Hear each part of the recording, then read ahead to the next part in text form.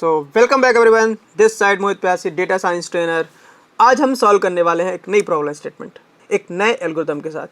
चलिए देखते हैं हमारी प्रॉब्लम स्टेटमेंट क्या है और उसमें कौन सी एल्गोरिदम यूज होने वाली है। ठीक है, प्रॉब्लम स्टेटमेंट है इम्प्लीमेंट आ KNN एल्गोरिदम। हमें KNN एल्गोरिदम को इम्प्लीमेंट करना है। सो इसमें हम यूज करने वाले हैं आईरीज डेटा सेट को और उसको डाउनलोड करेंगे Kaggle से। तो डेटा की लिंक आपको वीडियो के डिस्क्रिप्शन में मिल जाएगी। अब मैं ओपन करता हूँ आईरीज डेटा सेट को और यहाँ पे देखते हैं क्या क्या इन्फॉर्मेशंस हैं। तो ये डेटा की इन्फॉर्मेशंस है। डेटा हमसे कह रहा है कि भाई इस कॉलम डेटा सेट में जो कॉलम होंगे उसमें है ID, sepal length, sepal width, petal length और पेटल विड्थ और स्पीसीज। देखिए यहाँ पे जो सेपल लेंथ, सेपल विड्थ और पेटल विड्थ किस में है, सेंटीमीटर में है। और यहाँ पे कह रहा है कि इसमें तीन तरह की आईरीज स्पीसीज हैं जिसमें 50 उनके सैंपल्स 50 हैं। और यहाँ पे हमें क्या करना है, उनकी प्रॉपर्टीज़ को लेके कंपेयर करना है, राइट, यूजिंग द KNN। चलिए थोड़ा सा और देखते हैं यहाँ पे डेटा सेट के बारे में। तो ये कह रहा है कि भाई आईडी हमारी रहेगी, उसके बाद sepal length, length of sepal होगा, सेपल विड्थ का मतलब क्या होगा, विड्थ ऑफ सेपल होगा, पेटल लेंथ का मतलब होगा length of petals and petal width का मतलब होगा विड्थ ऑफ पेटल्स। लेकिन इन सब ये सारा जो डेटा है हमारा किस में रहेगा, सेंटीमीटर में रहेगा, राइट। तो चलिए देखते हैं स्पीसीज में क्या क्या कैटेगरी हैं। तो पहला है आइरिस सटोसा, दूसरा है आइरिस वर्सिकलर, तीसरा है आइरिस वर्जिन का। अब ये तीन कैटेगरी होती हैं फ्लावर की और ये डिपेंड करता है कौन सी कैटेगरी, ये सब डिपेंड करती हैं कि उनका सेपल लेंथ कितना है, सेपल विड्थ कितना है, पेटल लेंथ कितना है और पेटल विड्थ कितना है, राइट। तो चलिए मैं इस डेटा को डाउनलोड करता हूँ और फिर इम्प्लीमेंट करते हैं KNN एल्गोरिदम। तो मैं क्लिक करूँगा डाउनलोड पे और ये डेटा आपका डाउनलोड हो जाएगा। यहाँ पे मैंने डाउनलोड कर लिया। इसके बाद मैं ओपन करता हूँ KNN वंस अगेन और इस डेटा को यहाँ पे, ये जो हमने डेटा को हम कॉपी करेंगे और यहाँ पे क्या कर देंगे, पेस्ट कर देंगे, ठीक है। चलिए अब मैं ओपन करता हूँ VS कोड और सबसे पहले मैं यूज करूँगा इंपोर्ट करूँगा जो इम्पॉर्टेंट लाइब्रेरी हैं वो, ठीक है। तो चलिए देखते हैं इम्पॉर्टेंट लाइब्रेरी कौन कौन सी हैं। मैं VS कोड को ओपन कर लिया मैंने और अब एक नई फाइल बनाऊँगा। ये हमारी पुरानी फाइल थी, हम यहाँ पे एक नई फाइल को बनाने वाले हैं और फाइल का नाम है iris.ipynb फाइल, राइट। तो हमने इस फाइल को बना लिया और इसके बाद ये देखिए हमारी फाइल बन चुकी है। अब मैं यहाँ पे कोड सेल बनाऊंगा और कोड सेल बनाने के बाद वो सारी लाइब्रेरीज को इंपोर्ट करूँगा, राइट। तो चलिए ये थोड़ा सा टाइम ले रहा है, ठीक है। हम यहाँ पे इंपोर्ट कुछ कोड सेल बना लेते हैं। इसके बाद मैं यहाँ पे कर्नल सेलेक्ट करूँगा। सो यहाँ पे मैं कर लेता हूँ डिटेक्टिंग कर्नल है, तब तक मैं यहाँ पे लाइब्रेरी को इंपोर्ट कर लेता हूँ। Import pandas hpd, right. Import numpy hnp, import cbon hsns और import matplotlib, राइट। मैट यहाँ पे मुझे इंटर करना है। सो import matplotlib .pyplot hplt, ठीक है। तो ये सारी लाइब्रेरीज़ हैं। मैं यहाँ पे कर्नल को सेलेक्ट करूँगा, ठीक है। मैटप्लॉटलिब, यहाँ पे मुझे लिब लिखना था, ठीक है। ये लाइब्रेरी सारी इंपोर्ट हो जाएंगी। इसके बाद मैं डेटा को लोड करूँगा। तो मैं डेटा पे राइट क्लिक करता हूँ और यहाँ पे इसका पाथ कॉपी कर लेता हूँ, ठीक है। पाथ कॉपी करने के बाद मुझे लिखना होगा, क्योंकि डेटा मेरा CSV फॉर्मेट में है तो मैं यूज़ करूँगा pd.read_csv फंक्शन को। सो pd.read_csv और यहाँ पर मैं देने वाला हूँ वो पाथ, ठीक है। ये देखिए मैंने पाथ दे दिया। मैंने यहाँ पे लिखा R और R का मतलब होता है रीड करना और मैंने इसको स्टोर किया, df एक वेरिएबल है, ठीक है। तो ये डेटा फ्रेम हो गया। अब मैं डेटा फ्रेम, जो डेटा है हमारा एक df में, डेटा फ्रेम के वेरिएबल में क्या हो चुका है, स्टोर हो चुका है। अब मैं df डॉट टॉप 5 रोज को देखने के लिए मैं हेड फंक्शन का यूज़ करूँगा और देखिए यहाँ पे क्या क्या आता है, आईडी आ गया, sepal length, sepal width, petal length और पेटल विड्थ आ गया और यहाँ पे स्पीसीज आ रही हैं आइरिस सटोसा, आइरिस सटोसा। चलिए देखते हैं हम यहाँ पे स्पीसीज में यूनिक वैल्यूज़ को देखना चाहता हूँ मैं। तो मैं कैसे करूँगा, df डॉट और यहाँ पे मैं लिखने वाला हूँ स्पीसीज और वैल्यू काउंट। तो देखिए यहाँ पे कितना है, आइरिस सटोसा का है 50, आइरिस वर्सी कलर का है 50, आइरिस वर्जिनिका का है 50। देखो 3 यहाँ पे यूनिक कैटेगरीज हमको दिख रही हैं और उनके नंबर ऑफ सैंपल्स भी दिख रहे हैं कि कितने हैं, 50 हैं, राइट। चलिए अब मैं यहाँ पे एक बार चेक कर लेते हैं क्या मेरा डेटा क्लीन है, क्या मेरे डेटा में नल वैल्यूज़ हैं, क्या मेरे डेटा में डुप्लीकेट वैल्यूज़ हैं, वो सारा सब कुछ हम चेक करने वाले हैं। तो आपको पता है कि मैं यहाँ पे यूज़ करता हूँ नल फंक्शंस का। तो देखिए एक भी इसमें नल वैल्यूज़ नहीं है। इज नल फंक्शन डॉट सम मतलब वो सारे कॉलम्स में जो भी नल वैल्यूज़ हैं उनको काउंट करता है, बट एक भी नहीं है तो यहाँ पे क्या आ रहा है, 0 आ रहा है। Now we will use duplicated value, we will check the duplicate function. So यहाँ पे मैं लिख दूंगा डॉट डुप्लीकेट, ठीक है। तो देखिए 0 आ रहा है, मतलब एक भी इसमें नल वैल्यूज़ नहीं है, ठीक है। नाउ यहाँ पे हम देख लेते हैं df डॉट शेप फंक्शन का यूज़ करके नंबर ऑफ रो। तो नंबर ऑफ रो कितनी है, 150 है, और कॉलम कितने हैं, 6 कॉलम्स है। देखिए 1 2 3 4 5 6, राइट। इसके बाद मैं यहाँ पे एक बार जो मेरा न्यूमेरिकल डेटा है df डॉट जो भी न्यूमेरिकल है उसके लिए डिस्क्राइब फंक्शन का यूज़ करके इसका स्टैट एनालिसिस करने वाला हूँ। तो देखिए यहाँ पे क्या इन्फॉर्मेशन आ रही है।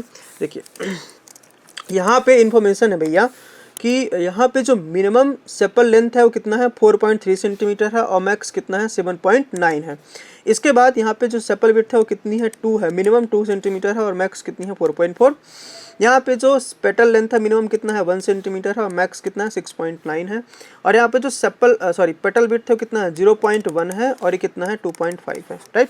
ये मैक्स और मिन की इन्फॉर्मेशन है सारे फीचर्स की। इसके बाद यहाँ पे इसका मीन कितना है, स्टैंडर्ड डिविएशंस कितना है, ये यहाँ पे पूरा बताया गया है, ठीक है। तो देखिए स्टैंडर्ड डिविएशंस आप यहाँ पे देख पा रहे हैं 1.7 है, यहाँ पे 0.76 है, यहाँ पे 0.3 है किसका, सेपल विड्थ का, और सेपल लेंथ का कितना है 0.8, राइट। ये हमारी आईडी है। सो आईडी इज़ नॉट इम्पॉर्टेंट, ठीक है। तो मैं आईडी के बारे में, क्योंकि आईडी एक जनरल, आप ये समझिए कि किसी एक रो को रिप्रेजेंट करने के लिए एक नंबर है, तो मैं यहाँ पे इसका डिस्कशन नहीं करने वाला हूँ, ठीक है। चलिए तो हमें पता चल गया कि मीन वैल्यू कितनी है और मैक्स वैल्यू कितनी है। नाउ मैं यहाँ पे आईडी को ड्रॉप कर दूंगा। सो यहाँ पे क्योंकि ID is not a important feature, so मैंने आईडी को क्या कर दिया, ड्रॉप कर दिया। अब मेरा डेटा सेट कुछ ऐसे दिखेगा, ठीक है। चलिए अब मैं यहाँ पे डेटा का विजुलाइजेशन करने वाला हूँ। तो मैं बनाऊंगा SNS डॉट पेयर प्लॉट और DF डॉट स्पीसीज, ठीक है। तो ये देखिए जो मेरा यहाँ पे, एक बार मैं स्क्रूनेस निकाल लेता हूँ, इसके बाद मैं सब कुछ एक्सप्लेन करता हूँ। सो DF डॉट, ठीक है, ये कुछ हमें एरर दे रहा है। क्यों दे रहा है, क्योंकि हमारे उसमें एक कैटेगरिकल डेटा भी है। तो सिर्फ मैं न्यूमेरिकल डेटा का लेता हूँ। तो मैं कैसे लूँगा, यहाँ पे सारे कॉलम्स DF डॉट कॉलम्स, और यहाँ पे फिर से एक सेकंड मैं यहाँ पे करता हूँ, DF डॉट मैं यहाँ पे कॉलम का लूँगा,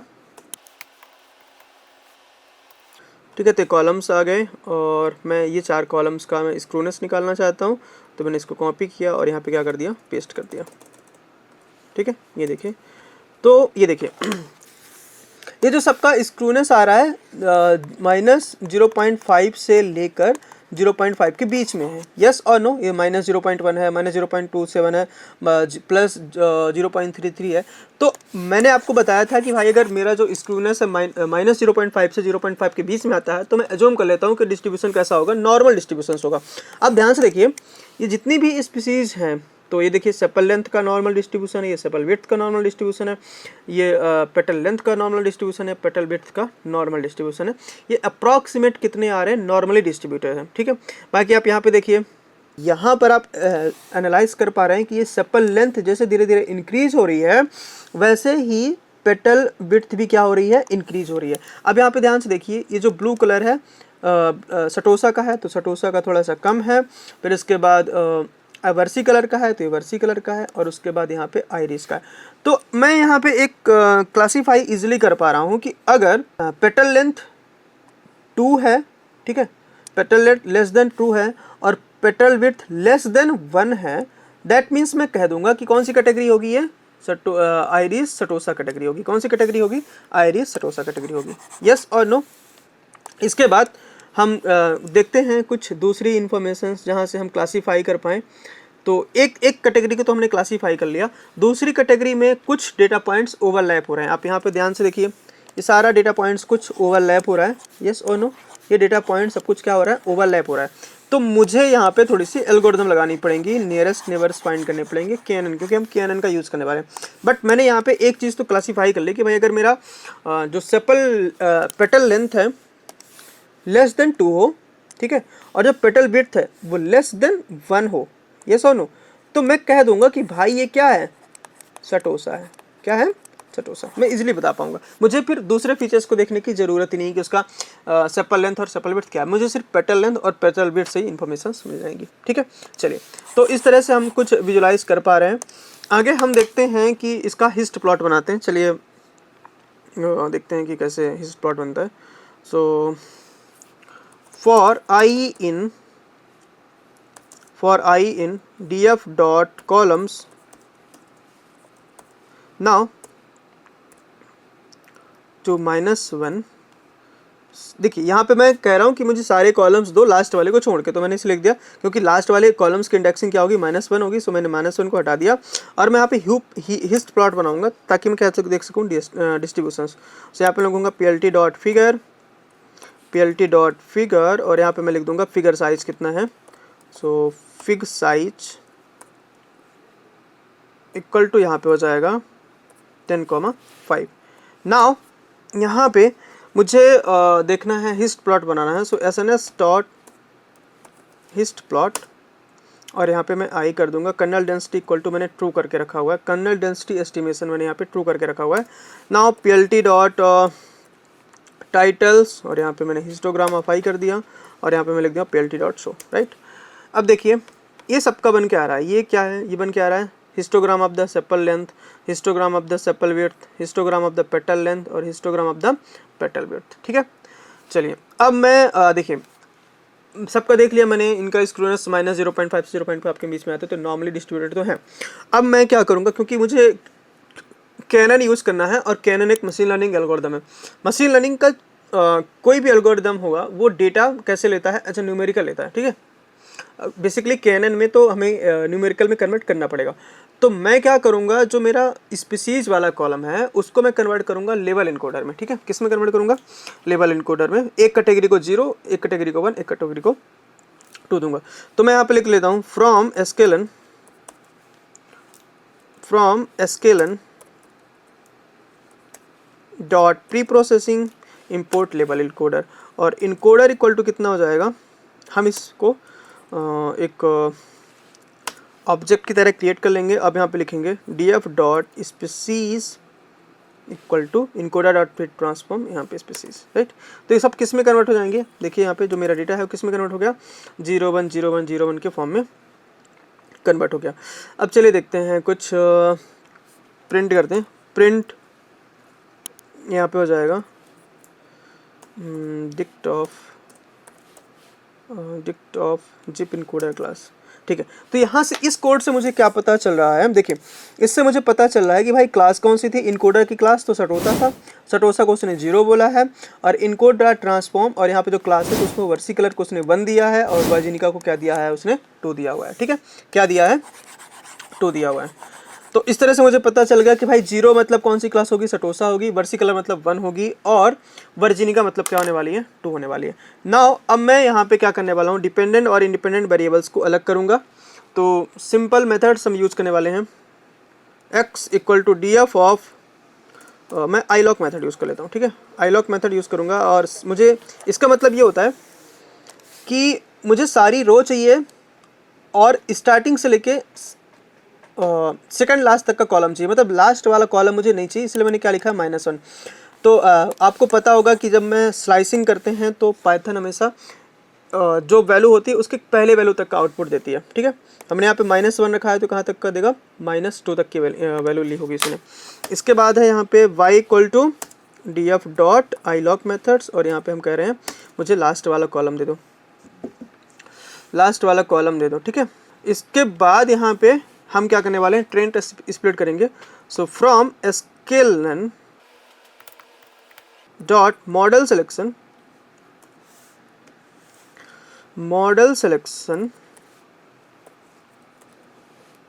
हम यहाँ पे ट्रेन टेस्ट स्प्लिट करेंगे। बेसिकली मैं कुछ डेटा ट्रेनिंग के लिए रखने वाला हूँ और कुछ डेटा टेस्टिंग के लिए रखने वाला हूँ। सो मैंने ट्रेन टेस्ट स्प्लिट कर लिया। इसके बाद यहाँ पे मैं लिख रहा हूँ X train comma X test comma Y train comma Y test. ठीक है, टेस्ट वाला डेटा टेस्टिंग के लिए और ट्रेन वाला डेटा ट्रेनिंग के लिए। सो मैंने यहाँ पे लिखा ट्रेन टेस्ट स्प्लिट, और मैंने यहाँ पे जो टेस्ट साइज है ये 20%, दैट मीन्स यहाँ पे 20% डेटा हम किसको भेजने वाले हैं, टेस्टिंग के लिए, और एक्स और वाई हमारे इंडिपेंडेंट वेरिएबल्स। ठीक है, चलिए इसके बाद ये हमारा एक्स ट्रेन टेस्ट हो गया। Now I am going to use KNN। So वो कैसे होगा, मैं यहाँ पे मैं 2 लिस्ट बना लेता हूँ, ट्रेनिंग एक्यूरेसी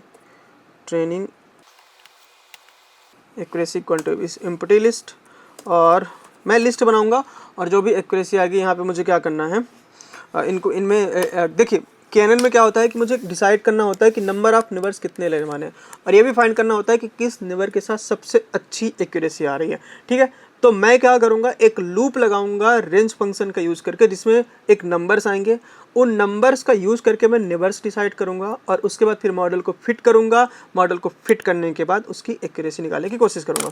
तो चलिए देखते हैं कैसे, क्योंकि मेरा डेटा बैलेंस डेटा सेट था तो मुझे ज़्यादा प्रिसीजन और रिकॉल पे ध्यान देने की होती है, मुझे एक्यूरेसी पे ही काम चल जाएगा मेरा। सो फॉर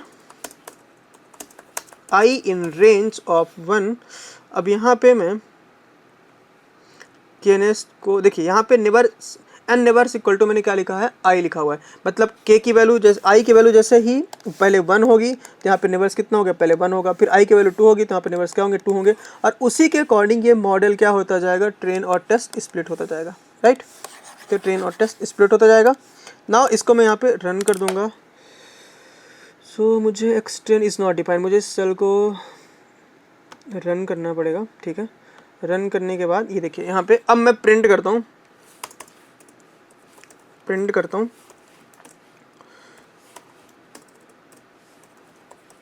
ट्रेनिंग एक्यूरेसी, और इसी तरह से प्रिंट करता हूँ टेस्टिंग एक्यूरेसी। ठीक है, तो ये देखिए ये मेरी ट्रेनिंग एक्यूरेसी आ रही है 10.96, और यहाँ पे 1 आ रही है, फिर उसके बाद 0.96 आ रही है, फिर 0.95 आ रही है, फिर 0.95 आ रही है। ठीक है, तो इस तरह से मेरी ट्रेनिंग एक्यूरेसी आ रही है। अब मैं यहाँ पे मुझे बेस्ट के की वैल्यू फाइंड करनी है, देखते हैं कि के कौन सा है, नंबर ऑफ निवर्स कितने हैं। सो यहाँ पे हो जाएगा बेस्ट। ठीक है, सो अगर मैं यहाँ पे प्रिंट करता हूँ बेस्ट के यहाँ पे 1 आ रहा है। ठीक है, तो यहाँ पे नंबर ऑफ बेस्ट के कितने आ रहे हैं, 1 आ रहे हैं। ठीक है, अब ये कैसे आया, टेस्ट एक्यूरेसी डॉट इंडेक्स, ये सबसे पहले उसने क्या देखा होगा कि कहाँ पे मैक्स एक टेस्ट एक्यूरेसी है, उसके बाद उसने इंडेक्स को देखिए यहाँ पे पहले ही उसको क्या मिल जाएगा, इसकी इंडेक्सिंग 0 होगी, इसकी इंडेक्सिंग 1 2, क्योंकि हमने क्या बनाया था, लिस्ट बनाया था और लिस्ट में स्टोर किया था। पाइथन में इंडेक्सिंग कहाँ से स्टार्ट होती है, 0 से स्टार्ट होती है। तो ध्यान से देखिए ये कहाँ से होगा, ये स्टार्ट हो रहा है 0 1 2 3, तो हमने यहाँ पे +1 कर दिया, इंडेक्सिंग थोड़ी सी इंक्रीज कर ली, और यहाँ पे उसने क्या फाइंड किया, इंडेक्स फंक्शन फाइंड किया। इंडेक्स को जैसे ही ये क्या होता है, इंडेक्स निकाल के लेके आएगा किसकी, मैं जहाँ पे ट्रेनिंग एक्यूरेसी टेस्टिंग एक्यूरेसी क्या होगी, सबसे ज़्यादा होगी। सबसे ज़्यादा कहाँ पर है, यहाँ पर है, इसकी इंडेक्सिंग क्या है, 1 है। ठीक है, इसकी इंडेक्सिंग क्या है, 0 है, तो 0 + 1 कितना हो जाएगा, 1 हो जाएगा। दैट्स वाई यहाँ पे बेस्ट के कितने आ गए, 1 आ गए। ठीक है, नाउ अब मैं यहाँ पे प्लॉट करने वाला हूँ। सो चलिए देखते हैं, प्लॉट करते हैं। PLT डॉट फिगर साइज हो गया, और यहाँ पे PLT डॉट प्लॉट अब यहाँ पे मैं लिखूँगा रेंज। ये देखिए एक्स एक्सिस में क्या जाएगा, 0 रेंज 1 से लेकर 1, 11, ट्रेनिंग एक्यूरेसी, और यहाँ पे लेवल हो जाएगा। इसी तरह से मैं PLT डॉट प्लॉट कर दूँगा टेस्टिंग के लिए। ठीक है, चलिए तो ये देखिए तो यहाँ पर मेरी 1 थी, इसके बाद ये ट्रेनिंग की एक्यूरेसी थोड़ी सी डिक्रीज हुई। यहाँ पे टेस्टिंग की एक्यूरेसी ये ट्रेनिंग के लिए है, तो ट्रेनिंग वाली एक्यूरेसी यहाँ पे कम हो रही, फिर इंक्रीज हो रही धीरे धीरे, और यहाँ पे ट्रेनिंग एक्यूरेसी पहले यहाँ पे इनके पहले कांस्टेंट थी, फिर डिक्रीज हुई, फिर इंक्रीज हुई, फिर यहाँ पे क्या होगी, कांस्टेंट हो गई। ठीक है, तो यहाँ पे मुझे ये पता चल रहा है। नाउ मुझे जो के था, व्हाट इज के हियर, के is nothing but number of neighbours, ठीक है, यहाँ पे के है, के क्या है, नंबर ऑफ नेबर्स। यहाँ पे पीएलटी डॉट शो कर दूंगा मैं, मैंने यहाँ पे बाई एक्सेस में दे दिया और यहाँ पे मैं लिख रहा हूँ पीएलटी डॉट शो, ठीक है। तो ये देखिए पीएलटी डॉट शो हो रहा है और ये मेरा ग्राफ बन के आ रहा है, एक्स एक्सिस में के है, बाई एक्सिस में मेरे क्या है, एक्यूरेसीज है, ठीक है। चलिए अब मैं यहाँ पे ग्रिड सर्च सीवी का यूज़ करके देखते हैं नंबर ऑफ नेबर्स कितने होने वाले हैं। So I am going to use grid search CV. यहाँ पे मैं मॉकडाउन बना लेता हूँ। ग्रिड सर्च सीवी यूज होता है हाइपर पैरामीटर की ट्यूनिंग के लिए। सो यहाँ पे ग्रिड सर्च SERCV, ठीक है। नाउ मैं यहाँ पे बहुत कुछ और कोड सेल जनरेट कर लेता हूँ। मेरा पैरामीटर्स है यहाँ पे पैरामीटर्स इक्वल टू, मैं यहाँ पे कुछ रेंज ले लेता हूँ, ठीक है। सो यहाँ पे मैं लेता हूँ अगेन रेंज इक्वल टू 1,1,21 ले लिया मैंने, क्योंकि हमारे हमने जस्ट रैंडम सेलेक्ट किया कि यहाँ पे 1 से लेके 21 तक ले लेते हैं। इसके बाद मैं यहाँ पे क्या करूँगा, ग्रिड सर्च सीवी, यहाँ पे हमारा पर क्रॉस वैलिडेशन, मतलब जो ट्रेनिंग वाला डेटा है उसमें मैं क्या कर रहा हूँ 5 क्रॉस वैलिडेशंस को ट्रेनिंग के लिए और उसी टाइम पे टेस्टिंग के लिए मैंने क्या किया, क्रॉस वैलिडेट किया हुआ है, ठीक है।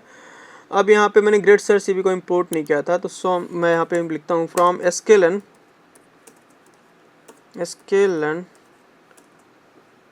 Dot model selection underscore grid search CV, यहाँ पे हो जाएगा import grid search CV, right. Grid search CV हो गया और इस तरह से हमने क्या कर लिया, यहाँ पे देखिए ये ग्रिड सर्च सीवी कुछ चीज़ें लेता है, जैसे कि ये एस्टिमेटर है, ये पैरामीटर्स जो हमने यहाँ से बनाए हैं और यहाँ पे CV इक्वल टू 5 है। मुझे ये पता है कि जो KNN है उसमें एक मैट्रिक्स भी यूज होती है जिसको बोलते हैं डिस्टेंस, और ये डिस्टेंस में P इक्वल टू अगर 1 होता है तो मैनहट्टन डिस्टेंस होती है और P इक्वल टू 2 होता है तो यूक्लिडियन डिस्टेंस का यूज होता है। तो मैं चलिए देखते हैं यहाँ पे ये भी पता कर लेते हैं कि कौन सी डिस्टेंस का यूज होने वाला है। तो मैं एक और पैरामीटर देता हूँ यहाँ पे कॉमा P इक्वल टू, और यहाँ पे मैं जो भी मेरा वैल्यू है उसमें 0 और 1 कर देते, 1 और 2 कर देते हैं। 1 मतलब मैनहट्टन और 2 मतलब यूक्लिडियन डिस्टेंस, ठीक है। तो वो भी ये जो मेरा ग्रिड सर्च सीवी है ये बताएगा कि भैया इसमें कौन सी डिस्टेंस सबसे अच्छी होगी जिसके थ्रू हमारा मॉडल अच्छा परफॉर्मेंस करने वाला है। तो मैंने यहाँ पे ये ले लिया। इसके बाद मैं यहाँ पे लिखूँगा grid underscore search fit and train. Now अब यहाँ पे ठीक है, मॉडल फिट हो गया और इसके बाद यहाँ पे बेस्ट पैरामीटर्स, तो n नंबर से बोल रहा है 14 ले लीजिए और p की वैल्यू क्या ले लीजिए, 1 ले लीजिए। हमारे मॉडल ने ये सजेस्ट किया है, तो चलिए ठीक है हम यही ले लेंगे। अब मैं इसी को लिखता हूँ KNN model equal to best grid search dot best estimator. तो ये हमारा KNN मॉडल बन जाएगा, क्योंकि हमने इसमें एस्टिमेटर भी क्या लिखा था, KNN क्लासीफायर ही लिखा था, तो यही हमारा बेस्ट एस्टिमेटर होगा। अगर मैं इसको ऐसे लिखता हूँ ग्रिड सर्च बेस्ट एस्टिमेटर, तो देखिए कितना आ रहा है, KNN बोल रहा है। तो मैंने डायरेक्टली यहाँ पे उसको क्या कर लिया, सेव कर लिया। अब मैं इसी का यूज़ करके वाई प्रेडिक्ट निकालने वाला हूँ। सो कैसे निकलेगा, Y predict equal to KNN dot model में भी I will use predict function year. तो यहाँ से वाई प्रेडिक्ट निकलेगा, तो no attribute KNN underscore model है, सॉरी KNN अंडरस्कोर मॉडल, तो वाई प्रेडिक्ट निकला। Now I am going to use evaluate the model. So from sklearn मैं use करूँगा इवेल्युएशन मैट्रिक्स को। सो फ्रॉम sklearn मॉडल्स यहाँ पे मैं यूज करूँगा मैट्रिक्स और इंपोर्ट करूँगा एक्यूरेसी स्कोर को, कन्फ्यूजन मैट्रिक्स को और क्लासिफिकेशन रिपोर्ट को, ठीक है। नाउ मैं देखिए एक्यूरेसी स्कोर के लिए मुझे बाई एक्चुअल और बाई प्रेडिक्टेड चाहिए होता है, कन्फ्यूजन मैट्रिक्स के लिए भी बाई एक्चुअल और बाई प्रेडिक्टेड चाहिए होता है, और क्लासिफिकेशन रिपोर्ट के लिए भी मुझे बाई एक्चुअल और बाई प्रेडिक्टेड चाहिए होता है। ध्यान से देखिए मैंने बाई प्रेडिक्टेड ये निकाल लिया, और जो मेरा बाई एक्चुअल होगा वही मेरा क्या होगा, बाई टेस्ट होने वाला है, ठीक है। तो मैं क्या करूँगा, बाई एक्चुअल इक्वल टू यहाँ पे मैं क्या लिखूँगा, बाई टेस्ट लिख दूँगा, ठीक है। चलिए तो मैं यहाँ पे लिखता हूँ प्रिंट करिए एक्यूरेसी स्कोर, देन प्रिंट करिए कुछ डिफरेंस करने के लिए मैं यहाँ पे, राइट। सो यहाँ पे एक्यूरेसी स्कोर प्रिंट हो जाएगा, देन प्रिंट होगा कन्फ्यूजन मैट्रिक्स, इसके बाद लाइन, और अगेन प्रिंट करिए क्लासिफिकेशन रिपोर्ट्स। तो चलिए ये आ रही है एक्यूरेसी कितनी आ रही है, 100% आ रही है। और यहाँ पे जो कन्फ्यूजन मैट्रिक्स है तो आप ध्यान से देखिए, तो यहाँ पे उसने जैसे सपोज करिए मेरा कुछ कन्फ्यूजन मैट्रिक्स ऐसे बना हुआ है, ये मेरी एक्चुअल क्लासेस हैं और ये मेरी प्रेडिक्टेड क्लासेस हैं, यहाँ पे 0 1 2 है और यहाँ पे 0 1 2 है, राइट। अब उसने क्या दिया हुआ है, 10 9 11, मतलब आप ये समझिए कि मेरे मॉडल ने, सॉरी मैं इसको थोड़े से और अच्छे से बनाता हूँ, तो ये कुछ ऐसे हो जाएगा, मेरे एक्चुअल क्लासेस थी जो मेरी बाई टेस्ट से आ रही हैं और ये मेरी प्रेडिक्टेड आ रही है, ठीक है ना, जो मेरे मॉडल ने प्रेडिक्ट किया हुआ है। तो 0 1 2 और ये 0 1 2, अभी कितना है, 10 है, ये 9 है और ये 11 है। मतलब देखिए इसमें 0 को 0 उसने 10 टाइम बोला है, 1 को 1 उसने 9 टाइम बोला है, 2 को उसने 2 11 टाइम बोला है, ठीक है। दैट मीन्स उसने किसी दूसरी क्लास को मिस नहीं किया है, जो 0 है तो 0 बोला, 1 है तो 1 बोला। 0 का मतलब हमारे उसमें आया था सटोसा, वो सटोसा को सटोसा बोल रहा है। 1 को उसने बोला था वर्सी कलर, तो वर्सी कलर को वर्सी कलर बोल रहा है।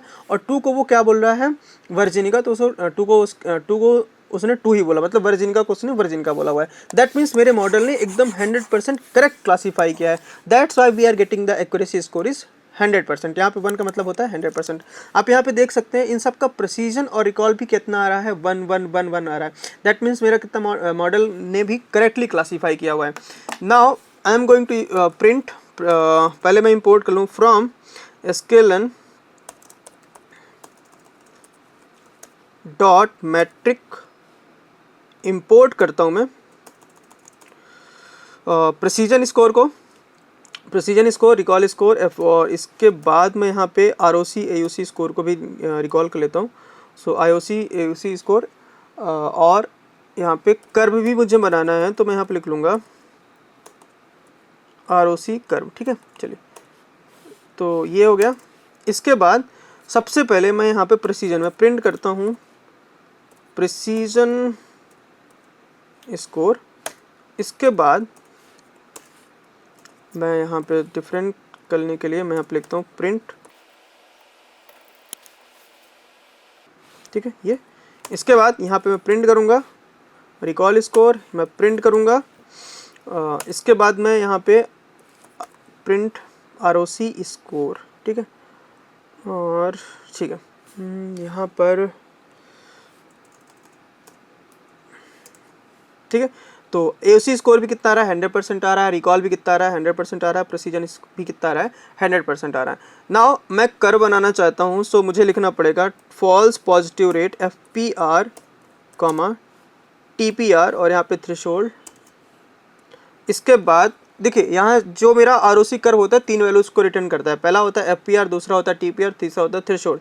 मैं FPR, क्योंकि मेरा ROC कर्व बनता है किसके रिस्पेक्ट में, FPR और TPR के रिस्पेक्ट, ठीक है ना। मतलब एक्स एक्सिस में मैं FPR लेता हूँ और बाय एक्सिस में TPR लेता हूँ, false positive rate and true positive rate. So यहाँ पे PLT डॉट फिगर साइज और PLT डॉट यहाँ पे सॉरी PLT डॉट यहाँ पे हो जाएगा FPR TPR, ठीक है। तो आप यहाँ पे ध्यान से देख पा रहे हैं मेरा मॉडल स्टार्ट हो रहा है यहाँ पे एक्स एक्सिस में। चलिए हम इसको ऐसे बना देते हैं PLT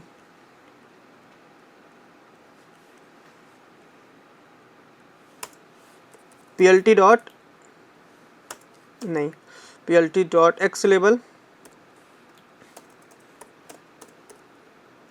में फॉल्स पॉजिटिव रेट, वाई लेवल में ट्रू पॉजिटिव रेट। और यहाँ पे हो जाएगा PLT डॉट टाइटल्स, उसके बाद PLT डॉट शो, ठीक है, PLT डॉट,